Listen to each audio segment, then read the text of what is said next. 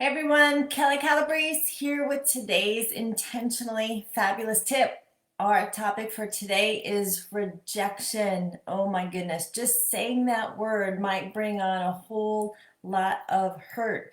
I don't know if rejection is something that you dealt with or are dealing with, but honestly, if you've gone through any stages of separation and divorce, rejection is just a part of it. If you were the one who left, you might feel more guilt than rejection, versus if you were the one whose spouse has left, you're more likely to feel rejected. Although, really, they're two sides of the same coin. They kind of go together with shame. And even if it was mutual, if both of you decided together that your marriage was supposed to end, there's still rejection that's there. Why? There's unmet expectations, dreams are shattered. Neither one of you thought things were going to go this way. Maybe there was infidelity, adultery.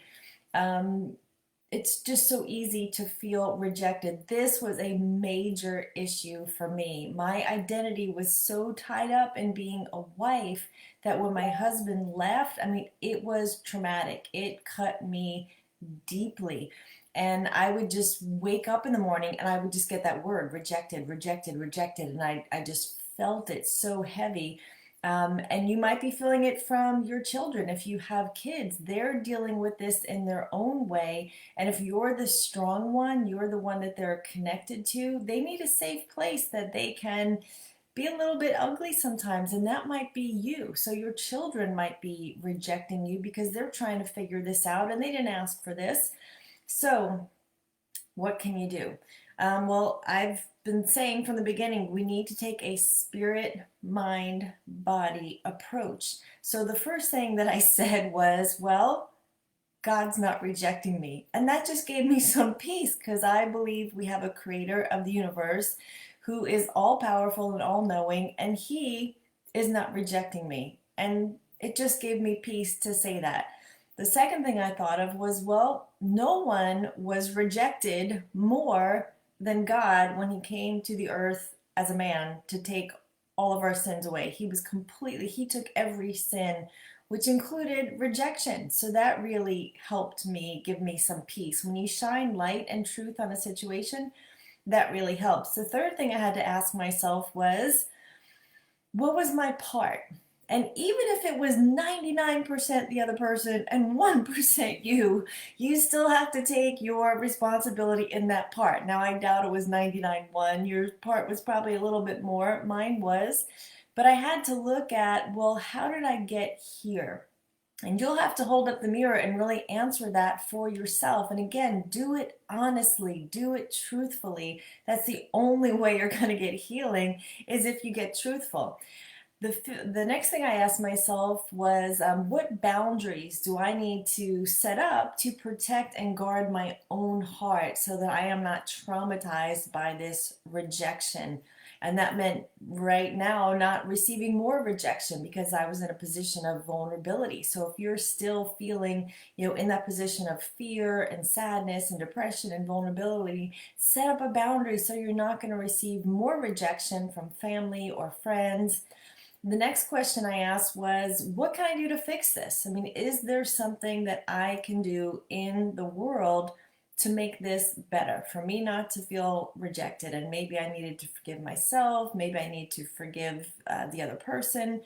But that's always a good question to ask, because when we can take responsibility and take action, that helps in the healing. And then the last thing I asked myself was, what's the blessing in this? What is good about this? And that sometimes is a hard question to ask, but it really does help, because from that, I personally have peeled back so many layers of things I needed to from my own life about how I was. And now I've become a better, freer person because of it. So other things that help to remove the rejection are acceptance and self-love. At some point, if you're punishing yourself, we are sometimes our worst enemies and our biggest critics. You have to stop. You have to get to some point where you stop rejecting yourself. Get to the root of your feelings. Do a deep dive about how you're really feeling and get to the bottom of it so that you can pull those roots out of there. Get support if you need counseling, wise friends, find good information to get in so that you have better understanding and you can express your feelings and get them out. Tell another safe person, and that can be really healing. And know that the rejection ultimately is not always about you. The person who rejected you, is quite possible that it had more to do with them than it ever had to do with you. Rejection is a topic that I talk about in a webinar that I have coming up. It's September 30th and October 1st.